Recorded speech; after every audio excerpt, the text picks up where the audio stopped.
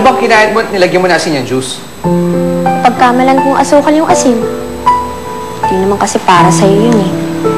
At para kanino? Kay Karen? Ako, Sandy, napipiko na ako sa'yo, ah. Sa tingin mo, hindi ko alam yung mga pinaggagawa mo? Buti na lang mabait yung tao. Wala akong ginagawang masama. My conscience is clear. Alam mo, siguro tigil-tigilan mo yung pagsama mo kay Carol, ah. Nahahawa ka sa pagiging sinungaling, eh. Hindi sinungaling si Ate Carol. Sandy, hindi mo lubusang kilala si Carol. Bakit? Kriminal ba siya? Hindi. Oh, so ano yung masama kung lumalabas ako kasama siya? Ano mo pinakain sa'yo niya at attach ka sa babaeng yan? Wala. Mas gusto ko lang sa kanya kaysa kay Karen.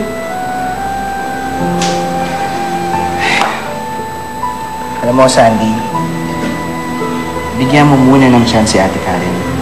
Mabait na tao yun. At I'm sure pag nakilala mo, magugustuhan mo yun. More than Carol.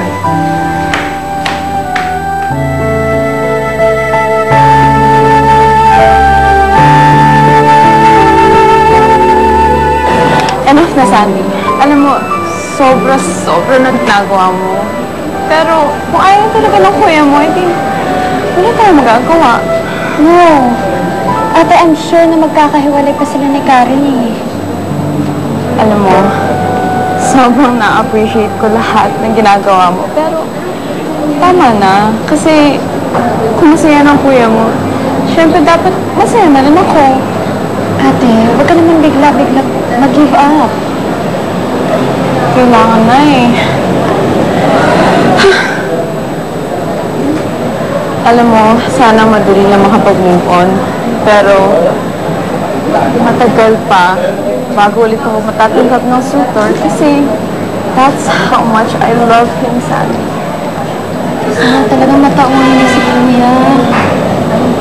Ako rin. That's what I wish for. Ano, meron ka na bang gustong orderin? Order ka na, ha? Order ka.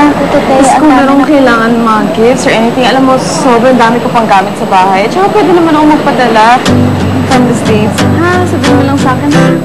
O ano, kain ka pa.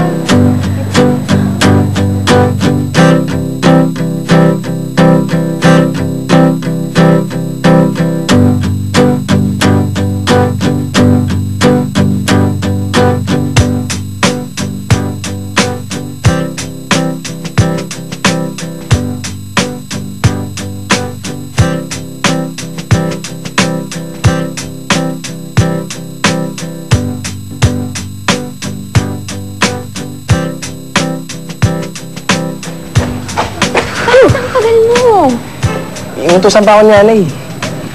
Ano ba itong emergency ito? Pinadala mo pa akong screwdriver. Eh, may favor sana ako sa'yo. Ano naman yun? Ay, bubutasan tayong gulong. Gulong? Oo. Gulong ng kotse ng girlfriend ng kuya ko. Parang yan, Sans. Yung pa tinitigilan yung girlfriend ng kuya mo. Ito naman. Gusto ko lang naman iganti si Ate Carol eh. Bakit? Sans, tama na. Mali na eh. Sige na. Last na, please.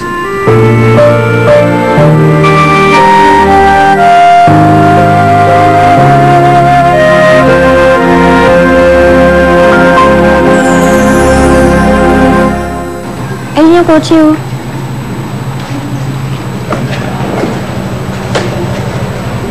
Parang familiar sa akin tong coaching to. Kotse ni Karen. Girlfriend ng kuya ko. Karen?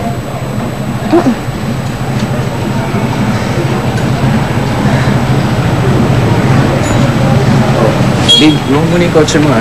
Gamitin na natin sa atin. O sige, Okay. kabala. Rex! Hi ate. Hello! Teka. Magkakilala kayo? Ano ba? Oo naman. First cousin ko kaya siya. Siya nga pala, ano yung ginagawa mo dito? Pinuntahan ko siya. Sige. O siya, maunin na kami, Sige, Ingat kayo, ah. Sige ate, ingat ha. Dapat bumalik ka ng buo.